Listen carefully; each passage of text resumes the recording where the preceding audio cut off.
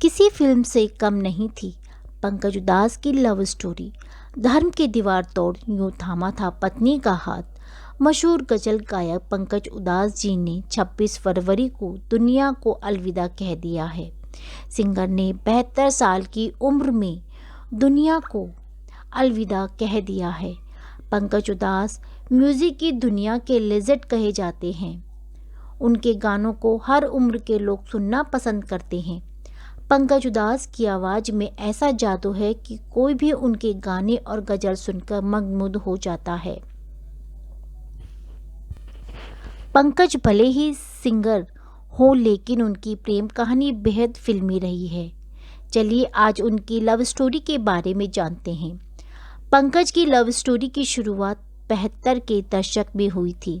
उनकी love story में उनके पड़ोसी का बहुत बड़ा हाथ रहा है। दरअसल पंकज उधास की उनकी पत्नी फरीदा से पहली मुलाकात उनके पड़ोसी ने करवाई थी।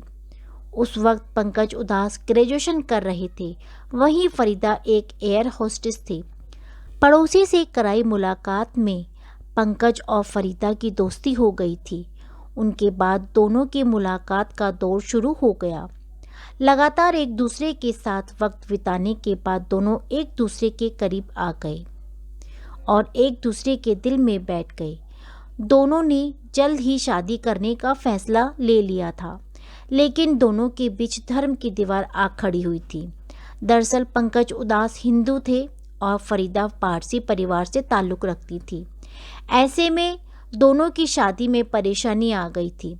पंकज की फैमिली इस रिश्ते से राजी थी, लेकिन फरीदा के घर वाले उनकी शादी से खुश नहीं थे। लेकिन यहाँ पंकज दोनों परिवार की रजामंदी से ही अपना घर बसाना चाहते थे। इसलिए दोनों ने तय किया कि जब दोनों परिवार राजी होंगे तभी शादी हो करेंगे।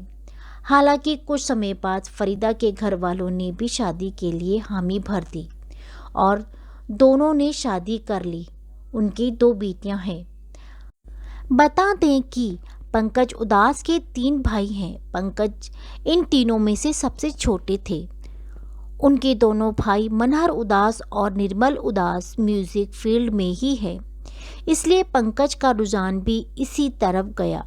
पंकज ने अपने कैरियर में कई हिट गाने गाए हैं। चिट्ठी आई है गाना उनका अब तक के सबसे मशहूर गाने में से एक है।